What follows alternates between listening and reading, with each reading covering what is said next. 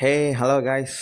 இன்றைக்கி நம்ம எந்த படத்தை பற்றி பேச போகிறோம் அப்படின்னா, ஆர்எஃப் என்டர்டெயின்மெண்ட் ப்ரொடியூஸ் பண்ணி டைரக்டர் வெற்றிமாறன் இயக்கிய சூரி, விஜய் சேதுபதி, மஞ்சு வாரியர் போன்ற நடிகர்கள் நடித்த, இசைஞானி இளையராஜா அவர்கள் இசையமைத்த விடுதலை பாகம் 2, அதாவது விடுதலை பார்ட் 2 அப்படிங்கிற படத்தை பற்றி தான் பேச போகிறோம். ஆக்சுவலாக அந்த படத்தை பற்றி என்ன சொல்லனே தெரியல. ஃபஸ்ட் ஆஃப் முடிகிற வரைக்கும் என்ன படம்டா இது, கதை என்ன, பிரச்சனை என்ன, கதை எதை நோக்கி போகுது ஒன்றுமே தெரியல. நிறைய தத்துவங்கள் சொல்லியிருக்காங்க, கொஞ்சம் அரசியல் மட்டும் பேசியிருக்காங்க அங்கங்கே. ஸோ ஒரு மாதிரி இருந்துச்சு. நிறைய கதாபாத்திரங்களை வந்து நம்ம உண்மை கதாபாத்திரங்கள் மாதிரி நமக்கு தெரியும். அதோட நம்ம கம்பேர் பண்ணி இருப்பாங்களோன்ட்டு நமக்கு ஒரு ஒரு ஒரு ஒரு நம்ம ஒரு அந்த கெஸ்ஸிங்லேயே நமக்கு வந்து நம்ம மைண்ட் ஒர்க் ஆகிட்டே இருக்கும் படம் பார்க்கும்போது. எனக்கு வந்து ஆக்சுவலாக படம் இன்டர்வல் வந்தோடனே எனக்கு கன்ஃபியூஷனாக இருந்துச்சு. எல்லாரும் சொல்கிற மாதிரி உண்மையிலேயே படம் அப்படி இப்படிங்கிறாங்களே, நல்லா இருக்கா இல்லை இல்லைன்னா நமக்கு மட்டும்தான் இப்படி தோணுதா, என்ன ஏதுன்னு ஒரு மாதிரி கன்ஃபியூஷனாகவே இருந்துச்சு. சரி, ஓகே வந்துட்டோம், எல்லோரும் சொல்கிறாங்க, ஏதோ ஒரு இதில் போய் பார்த்துருவோம் செகண்ட் ஹாஃப்னு சொல்லி பார்த்தா படம் வேறு லெவல். செகண்ட் ஹாஃப் தான் உள்ளதுலே அல்டிமேட். என்னென்னா, ஃபஸ்ட் ஹாஃபில் சொன்ன எல்லா விஷயத்தையுமே செகண்ட் ஹாஃபில் வந்து ஒருங்கிணைச்சு அதை வந்து கிளியர் கட்டாக எக்ஸ்பிளைன் பண்ணி ரொம்ப அழகாக வந்து படத்தை முடிச்சிருப்பாங்க. எஸ்பெஷலாக கிளைமேக்ஸ் தான் அல்டிமேட். கிளைமேக்ஸ் வேறு லெவல் கிளைமேக்ஸ் படத்தில். பட் ஆனால் அது எல்லாருக்கும் பிடிக்குமான்னு கேட்டால் அது வந்து ஒரு டவுட்டான விஷயம் தான். ஏன்னா நான் படம் தேட்டரில் பார்க்கும்போதே படம் கிளைமேக்ஸ் முடிஞ்சோடனே ஒரு சில பேர் வந்து எந்திரிச்சு போகும்போது, என்ன படம் இது, எனக்கு படம் பார்த்த காசை திருப்பி கொடுங்க அப்படிங்கிற மாதிரி கத்தி கூப்பாடு போட்டு போயிருக்காங்க. ஸோ அந்த வகையில் நான் உங்களுக்கு என்ன சொல்கிறேன் இந்த இடத்துல அப்படின்னா, இது வந்து எல்லாருக்குமே இந்த படத்தோட கிளைமேக்ஸ் வந்து பிடிக்குமா, திருப்தியாக இருக்குமா அப்படின்னு கேட்டால் ஒரு டவுட்டு தான். ஒரு சில பர்சன்டேஜ் ஆஃப் பீப்புளுக்கு வந்து இந்த படம் வந்து பிடிக்காமல் இருக்கிறதுக்கான வாய்ப்புகள் இருக்குது. ஓகே, இதெல்லாம் வந்து படத்தோட ஓவராலாக எனக்கு படம் பார்த்த எக்ஸ்பீரியன்ஸ். ஸோ இப்போ இன்னும் டீட்டெயிலாக போயிட்டு நம்ம பேசுவோம். ஸோ ஃபஸ்ட்டு வந்து ஆல்மோஸ்ட் உங்கள் எல்லாருக்குமே தெரியும், captain of the ship director Vetrimaaran and அவரோட டிபார்ட்மெண்ட், அதாவது டைரக்ஷன் டிபார்ட்மெண்ட்டை பற்றி நம்ம பேசுவோம். என்ன மாதிரியான டைரக்ஷனுங்க, உண்மையிலே அது வந்து சூப்பரான டைரக்ஷன். அதாவது பார்ட் 1ல் ஒரு ஒரு ஒரு விதமான கதையை வந்து வச்சு நமக்கு ஒரு ஒரு முடிச்சிருப்பாங்க. பெருமாள்ங்கிறத வந்து ஒரு கோஸ்ட் மாதிரியே வச்சு அதை முடிச்சிருப்பாங்க இல்லையா. அவரை பிடிச்சதும் ஒரு சூரி பாயிண்ட் ஆஃப் வியூவில் வந்து படம் இருக்கும் ஃபுல்லாகவே. இதுலேயுமே சூரி தான் எல்லாமே நரேட் பண்ணுவார், வைப்பார். பட் ஆனால் அந்த நரேஷனுக்குள்ளேயுமே பெருமாள் அப்படிங்கிறவரோட ரைஸு அண்ட் அவரோட வாழ்க்கை எப்படி போச்சு, என்ன ஏது, அந்த ஒரு சீக்வல் வரும். திரும்ப வந்துட்டு திரும்ப சூரிக்கு அந்த பாயிண்ட் ஆஃப் வியூ வந்து கதை எப்படி முடியுதுங்கிறது தான் கதையே. ஸோ எப்படி அவர் வந்து இத்தனை கேரக்டர்ஸை கொண்டு வந்தார், இத்தனை டைலாக்ஸை வச்சார், எல்லாமே நமக்கு கனெக்ட் ஆகிற மாதிரி இருக்கும். அண்டு இந்த படத்தில் பார்த்திங்கன்னா ஃபஸ்ட் பார்ட்டில் கூட நமக்கு தெரியும், அந்த போலீஸ் டிபார்ட்மெண்ட்டுக்குள்ளே இருக்கிற அந்த பிரச்சனை, அந்த அட்மினிஸ்ட்ரேட்டிவில் உள்ள பிரச்சனையை மட்டும்தான் பேசியிருப்பாங்க. பெருமாள் அப்படிங்கிற வந்து கோஸ்ட்டாகவே வச்சுருப்பாங்க. ஆனால் இந்த படத்தில் வந்து பெருமாள் அப்படிங்கிறவர் எக்ஸ்போஸ் பண்ணுறதுனால பெருமாளோட வாழ்க்கை, அவரோட தத்துவங்கள், அவரோட அரசியல், அவரோட எழுச்சி வீழ்ச்சி எல்லாத்தையும் வரும்போது அதை சுற்றி வர கேரக்டர்ஸ். ஃபார் எக்ஸாம்பிள் வந்து இப்போ நான் இந்த படத்தில் எத்தனை லேயர் ஆஃப் கேரக்டர்ஸ்னால், ஃபஸ்ட்டு சொன்ன மாதிரி சூரி, அவரோட லைஃபு அண்ட் அந்த போலீஸ் டிபார்ட்மெண்ட் உள்ள ப்ராப்ளம்ஸு, அட்மினிஸ்ட்ரேட்டிவ் அவங்க டிபார்ட்மெண்ட் ப்ராப்ளம்ஸு, சேத்தன் அவரோட ஈகோ, போலீஸ் டிபார்ட்மெண்ட் உள்ள ஹையர் அஃபீஷியலோட ஈகோ ப்ராப்ளம்ஸு, அப்புறம் இந்த படத்தில் வந்திருக்க கென்னு அவரோட லைஃப் அண்ட் அவரோட ப்ராப்ளம்ஸு, விஜய் சேதுபதி அவரோட அரசியல் பார்வை, அவரோட ரைஸ் அண்ட் ஃபாலு, அதுக்கப்புறம் அவர் சந்தித்த ப்ராப்ளம்ஸு, இந்த மாதிரி எக்கச்சக்க லேயர்ஸ் ஆஃப் ஸ்டோரிஸு அண்ட் அந்த மாதிரி கொண்டு போயிட்டே இருக்காங்க படத்தை. மேலே சொன்ன அத்தனை லேயர்ஸ் ஆஃப் கேரக்டருமே பெருமாள் அப்படிங்கிற ஒரு கேரக்டரோட ரைஸ் அண்ட் ஃபால் அண்ட் அவரோட அவரோட கொள்கைகளை வச்சு என்ன சொல்ல வராரு பெருமாள் அப்படிங்கிற கேரக்டர் வந்து எப்படி இதான ரைஸ் அண்ட் ஃபால் அப்படிங்கிறத வச்சு தான் அந்த படமே நகரும். அதே மாதிரி இந்த கதையில் வந்து இந்த கதையின் மூலியமாக எத்தனை தத்துவங்களை பற்றி பேசியிருக்காரு. இதுக்கு முன்னாடி லேயர்ஸ் ஆஃப் ஸ்டோரிஸ் சொன்னேன். இப்போ அந்த லேயர்ஸ் ஆஃப் ஸ்டோரிஸ்குள்ளே எத்தனை தத்துவங்கள் பற்றி பேசியிருக்காரு. எக்ஸாம்பிளுக்கு கம்யூனிசம், திராவிடம், சமத்துவம், அஃப்கோர்ஸ் சமத்துவம் திராவிடத்துக்குள்ளேயும் வரும், அண்ட் பெண்ணியம் சில இடங்களில். அண்ட் இன்னும் எனக்கு ரொம்ப ரொம்ப ரொம்ப ரொம்ப பிடிச்சது வந்து இதை வந்து அதிகமான இடத்துல அவங்க பேசவே இல்லை, ரொம்ப கம்மியான இடத்துலாம் பேசியிருக்காங்க. வன்முறைக்கு எதிராக சில அழுத்தமான காட்சிகளும் வசனங்களும் தான்.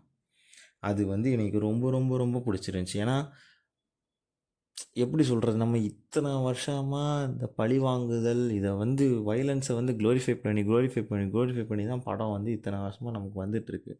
இப்போ நம்ம கொஞ்சம் கொஞ்சமாக அதுலேருந்து நம்ம கொஞ்சம் நம்மளோட ஒரு டுவர்ட்ஸ் பீஸ் போகணும் அப்படின்னா, ஒரு சொசைட்டி வந்து பீஸ்ஃபுல்லாக இருக்கணும் அப்படிங்கன்னா, இந்த மாதிரி நம்ம அதிகமாக கன்சியூம் பண்ணுற இடத்துலையே வைலன்ஸ் வந்து கம்மியாக இருந்துச்சு அப்படின்னா ஆட்டோமேட்டிக்காக நமக்கு அந்த ஒரு எண்ணங்கள் வராது. ஸோ தட் நம்ம ஆஸ் எ சொசைட்டியாக நாமளும் யாருக்கும் எந்த விதமான வயலன்ஸில் ஈடுபட மாட்டோம். அடுத்தவங்களும் நம்ம மேலே வந்து எந்த விதமான வயலன்ஸான செயல்களை வந்து ஈடுபட மாட்டாங்கன்னு எனக்கு ஒரு சின்ன நம்பிக்கை இருக்குது. அதனால் ஒரு அமைதியான சொசைட்டியை உருவாகும்னு எனக்கு ஒரு சின்ன நம்பிக்கை இருக்குது. And last but not least படத்தோட கிளைமேக்ஸ் என்னை ரொம்ப ரொம்ப பாதித்த கிளைமேக்ஸு, சிந்திக்க வச்ச கிளைமேக்ஸ். பெருமாள் அப்படிங்கிற ஒரு மனுஷன் வந்து தன் மக்களுக்காக, அவங்க கூட உள்ளவங்களுக்காக இருக்கிற கொஞ்சவங்களையாவது உயிரோடு காப்பாற்றணும் அப்படிங்கிறக்காண்டி சரணடைகிறாரு. அப்படி சரணடைய வந்தவரை வந்து போலீஸு சுட்டு கொன்னுடுறாங்க. கொன்னுட்டு என்ன சொல்கிறாங்க, நாங்கள் வந்து சரணடைய வந்தவரை வந்து சுட்டு கொன்னுட்டோம் அப்படிங்கிற உண்மையை மறைச்சிட்டு நாங்கள் அவங்க கூட போராடி தான் ஜெயித்தோம் அப்படிங்கிற ஒரு பின்பத்தை கட்டமைக்கலான்னு சொல்லிக்கிற நோக்கத்தோடு தான் வராங்க. ஸோ அப்படி வரும்போது சில பல ட்விஸ்ட்டோடு வச்சு இந்த கதையை முடிச்சிடுறாங்க. பட் ஆனால் நம்ம நிஜ லைஃப்பில் ஒரிஜினலாகவே நிறைய அரசுக்கு எதிர்த்து, எந்த விதமான அரசாக இருந்தாலும் அவங்களுக்கு எதிர்த்து போராடின எல்லா தலைவர்களோட இறப்பும் இப்போ நம்ம இவரோட இறப்பை வச்சு கம்பேர் பண்ணும்போது, அப்போ உண்மையிலே இவங்க எல்லாருமே ஒரு போலீஸாலேயோ மிலிட்ரியாலேயோ இல்லை வேறு ஏதோ படையினாலேயோ சண்டை போட்டு ஜெயித்தாங்களா, இல்லை சரணடைய வந்தவங்கள வந்து சுட்டு கொன்னுட்டு ஜெயிச்சிட்டதா கட்டமைச்சாங்களாங்கிற ஒரு கோணத்துலேயும் நம்மளை யோசிக்க வைக்கிது.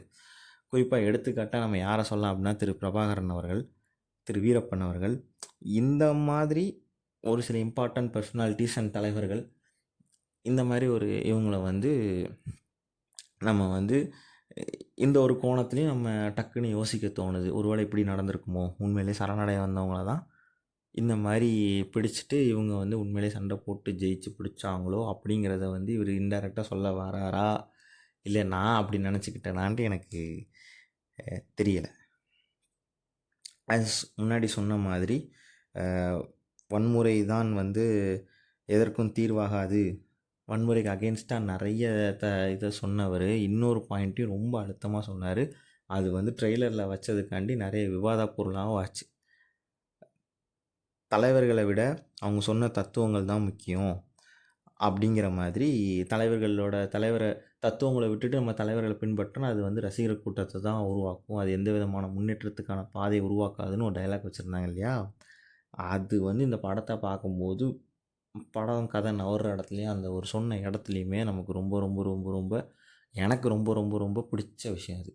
உண்மையிலே தலைவர்களை நம்ம ஃபாலோ பண்ணுறதை விட்டுவிட்டு அவங்க சொன்ன தத்துவத்தை ஃபாலோ பண்ணால் மட்டும்தான் நம்மளோட இலக்கை அடைய முடியும். சும்மா நம்ம தலைவரோட இப்படி பேசுகிறாரு அப்படி பேசுகிறாருன்னு சொல்லிட்டு நம்ம அவர் பின்னாடி போனோம்னா நம்ம வெறும் ரசிகர்களாக தான் இருப்போம். அதனால் நம்மளை சுற்றி உள்ளவங்களுக்கும் இந்த சமுதாயத்துக்கு எந்த விதமான பிரயோஜனமும் இருக்காது. ஸோ அது வந்து ரொம்ப ரொம்ப ரொம்ப ரொம்ப ரொம்ப ரொம்ப ரொம்ப நல்ல ஒரு பாயிண்ட் இந்த படத்தில் நான் பார்த்தது வந்து. இந்த மாதிரி இன்னொரு நிறைய சில இடங்களில் வந்து சின்ன சின்ன விஷயங்களை வந்து அவர் சொல்லிட்டு போயிருப்பார். அது படம் பார்க்கும்போது ரொம்ப அற்புதமாக இருந்துச்சு. அடுத்தபடியாக ஸ்க்ரீன் ப்ளே. நான் முன்னாலே சொன்ன மாதிரி படம் இன்டர்வல் வர என்ன படம் அப்படிங்கிற மாதிரி தான் இருந்துச்சு. இன்டர்வலுக்கு அப்புறம் செகண்ட் ஹாஃப் படம் பார்த்ததுக்கப்புறம் என்ன படம்டா இது அப்படிங்கிற அளவுக்கு இருந்துச்சு. ஒரு வகையில் இந்த படத்தோட ஃபஸ்ட் ஹாஃப் கிட்டத்தட்ட அசுரன் படத்தோட ஃபஸ்ட் ஹாஃப் மாதிரி தான் நரேட் பண்ணியிருக்காங்களோ எனக்கு தோணுது. கதை டிஃப்ரெண்ட்டு, பட் நான் அந்த சொன்ன அந்த நரேஷன் ஸ்டைலு. ஃபார் எக்ஸாம்பிள் இப்போ அசுரன் படத்தில் வந்து அந்த டிஜேங்கிற கேரக்டர் வந்து அவர் ஃபஸ்ட்டு சண்டை போட்டது, திரும்ப அவரை கொன்னது, அதே மாதிரி இந்த படத்தில் பார்த்தீங்கன்னா விடுதலையில் வந்து கென் வருவார். கென்னு வந்து ஒரு பிரச்சனைக்காக சண்டை போடுவார். திரும்ப அவரை வந்து கொன்றுவாங்க. அதுக்கப்புறம் வந்து கரெக்டாக இன்டர்வல் வந்து தனுஷோட எழுச்சி ஃபஸ்ட் டைம் வந்து கோவப்பட்டு ஆத்திரப்பட்டு சண்டை போடுறாரு பயங்கர மாசா. அந்த சண்டையோட வந்து இன்டர்வல் போடுறாங்க. அதே மாதிரி இப்போ விடுதலையில் பார்த்தீங்கன்னா அதே மாதிரி தான். அது வரைக்கும் அமைதியாக அறவழியில் போராடிட்டு இருந்த விஜய் சேதுபதி வந்து ஒரு கட்டத்துக்கு மேலே வந்து கரெக்டாக இன்ட்ரோவில் ஒட்டும்போது அவர் வந்து வன்முறை கையில் எடுக்கிறாரு. திரும்ப அவரை சார்ந்த அவர் குருவுக்காண்டி அவரோட அவரோட வாத்தியாருக்காண்டி ஒரு பழிவாங்கும் சம்பவமாக ஒரு பயங்கரமான ஒரு கொலையை வந்து அவர் பண்ணுறாரு. அந்த ஃபைட்டோட வந்து இன்டர்வல் முடிக்கிறாங்க. ஸோ இந்த 2 பேட்டர்னையும் பார்க்கும்போது எனக்கு ஒரு அசூரன் பேட்டர்னாக தான் இங்கே ஃபாலோ பண்ணியிருக்காங்களோ அப்படிங்கிற ஒரு இது எனக்கு சிமிலாரிட்டி தெரியுது. ஃபாலோ பண்ணியிருக்காங்களோ இல்லை விட எனக்கு கொஞ்சம் அது சிமிலாரிட்டி தெரிஞ்சுது. அண்டு ஸ்க்ரீன் ப்ளேயில் வந்து இந்த இதை வந்து அவங்க பயங்கரமாக இவர் யூஸ் பண்ணுற அந்த இன்டர்வலில் ஃபைட்டோடு முடிக்கணும். ஸோ அப்படி முடித்தோம் அப்படின்னா அது ஒரு நல்ல ஹைப்பாக இருக்கும். அது ஒரு நல்ல மெத்தடாக இருக்கும். மேபி எல்லா படத்துலையும் அதான் ஃபாலோ பண்ணுறாங்க. இவர் அசூரன் படத்துலையும் சரி இந்த படத்துலையும் சரி அந்த கரெக்டாக அந்த இன்ட்ரோலுக்கு முன்னாடி ஒரு பயங்கரமான மாசோட ஃபைட்டோட முடிச்சுட்டு இன்ட்ரோல் விடுறாங்க. ஸோ தட் நமக்கு என்ன தோணும், ஓகே இன்ட்ரோல் வரைக்கும் படம் நல்லா இருக்குது, இதுக்கப்புறம் என்ன நடக்க போகுது அப்படிங்கிற ஒரு எக்ஸ்பெக்டேஷன் இருக்கும். ஸோ ஆஸ் அந்த படம் பார்க்குற அந்த ஒரு எப்படி சொல்கிறேன், அந்த ஒரு எக்ஸ்பீரியன்ஸை வந்து நல்லா கொண்டு போகிறது வந்து அந்த ஃபார்முலா வந்து நல்லா ஒர்க் அவுட் ஆகுதுன்னு எனக்கு தோணுது. அண்ட் மற்றபடி செகண்ட் ஹாஃபில் உள்ள ஸ்க்ரீன் ப்ளே சான்ஸே இல்லை. அவங்க சொன்ன ஃபஸ்ட் ஹாஃபில் அவங்க எக்ஸ்பிளைன் ஒரு நாட் போட்டு அதை கொஞ்சம் கொஞ்சமாக அதை அவிழ்க்கிற விதம், அதை எக்ஸ்பிளைன் பண்ணுற விதம், திரும்ப அதோட அந்த பெருமாளோட கேரக்டரைசேஷன் கொண்டு போகிற விதம், படத்தை முடித்த விதம் எல்லாம் அமேசிங். அதை தவிர வேறு எதுவும் சொல்கிறதுக்கு இல்லை அதில். அண்ட் ஆக்டிங் அடுத்தபடியாக அதை பற்றி பேசணும் அப்படின்னா எல்லோரும் விஜய் சேதுபதி அப்படி நடிச்சிட்டாங்க இப்படி நடிச்சிட்டாங்க அப்படி இப்படிங்கிறாங்க. பட் எனக்கு படம் ஃபுல்லாக பார்க்கும்போது எனக்கு அந்தளவுக்கு எக்ஸ்ட்ராடினரி அப்படின்னு சொல்ல முடியாது. பட் அவர்கிட்ட இன்னும் நிறைய பொட்டென்ஷியல் இருக்குது. அந்தளவுக்கு அவர் அதை வெளிக்கொண்டு வரலையோன்னு எனக்கு தோணுது. பட் பிடிச்சாரு பாரு கிளைமேக்ஸில் ஒரு பெர்ஃபார்மன்ஸு, சான்ஸே இல்லை. குறிப்பாக அவர் இறந்ததுக்கப்புறம் ஒரு பெர்ஃபார்மன்ஸ் பண்ணுவார், அதுதான் அல்டிமேட். அது எனக்கு ரொம்ப பிடிச்சிருந்துச்சி. ரொம்ப ரொம்ப ரொம்ப ரொம்ப பிடிச்சிருந்துச்சி. அது என்னால் ரியல் டைம் நான் அப்போ சொன்ன மாதிரி நிறைய தலைவர்களோட அந்த நடிப்புமே என்னால் கனெக்ட் பண்ண முடிஞ்சிச்சு ஒரு சில இடத்துல. அண்ட் அடுத்தபடியாக ஸ்டண்ட்டு வந்து எனக்கு அந்தளவுக்கு ஐ எம் நாட் இம்ப்ரெசிவ்னே சொல்லலாம். அந்தளவுக்கு பிடிக்கலை. கொஞ்சம் இடத்துல ஸ்டண்ட்ஸில் வந்து அன்வான்ட் ஸ்லோ மோஷன் இருந்திருக்கு. அண்ட் ஒரு சில இடத்துல ஓவர் வைலன்ஸ். குறிப்பாக எப்படி சொல்கிறதுனா, கென் வந்து முதல்ல ஒரு பண்ணையாரை வெட்டுவார். அது வந்து நமக்கு படம் பார்க்கும்போது ரொம்ப ஜஸ்டிஃபைட் பண்ண மாதிரி இருக்கும். அதே மாதிரி இன்டர்வல் சீனில் வந்து விஜய் சேதுபதி ஒருத்தரை வந்து வெட்டுவார், பயங்கரமாக வெட்டுவார். பட் அதுக்கான ஜஸ்டிஃபிகேஷன் வந்து அந்த அவரோட பாயிண்ட் ஆஃப் வியூவில் அவரோட கதையில் இருந்த மாதிரி எனக்கு தெரியல. அண்ட் அது ஏதோ அதே மாதிரி இவங்களை கொன்னாங்க படத்தோட ஸ்டார்டிங்கில் உள்ள ஒரு வைலன்ஸு அண்ட் இன்டர்வெல்லில் உள்ள வைலன்ஸு கனெக்ட் பண்ணுறதுக்காண்டி அந்த ஒரு டைப் ஆஃப் வைலன்ஸை யூஸ் பண்ணியிருப்பாங்களோ அப்படின்னு எனக்கு தோணுச்சு. அண்ட் மற்றபடி ஓவராலாக சொல்லணுன்னா படம் வந்து பயங்கரமான ஒர்த்து. ஒரு தடவை பார்த்தோம் அப்படின்னா எனக்கு அவ்வளோவா பிடிபடலை. நான் கண்டிப்பாக இன்னொரு தடவை படத்தை போய் பார்ப்பேன். அண்டு நீங்களும் கண்டிப்பாக படத்தை போய் பாருங்கள், தியேட்டரில் போய் பாருங்கள், ஒரு நல்ல அனுபவமாக இருக்கும். அண்ட் ஒன் வேர்டில் அப்படி சொல்லணும் அப்படின்னா இந்த படம் வந்து இட்ஸ் கமர்ஷியலி கிளாசிக் மூவி அப்படின்னு தான் சொல்லணும். ஸோ அதர் தன் தட் எல்லாருமே பயங்கரமாக பண்ணியிருக்காங்க. ஒரு இடத்துலையுமே நம்ம வந்து குறைய சொல்ல முடியாது. அண்ட் எல்லாமே நிறைகளாக தான் இருக்குது. படத்தில் நிறைய நிறைகளாக தான் இருக்குது. ஸோ கண்டிப்பாக இந்த படத்தை போய் தியேட்டரில் பாருங்கள்.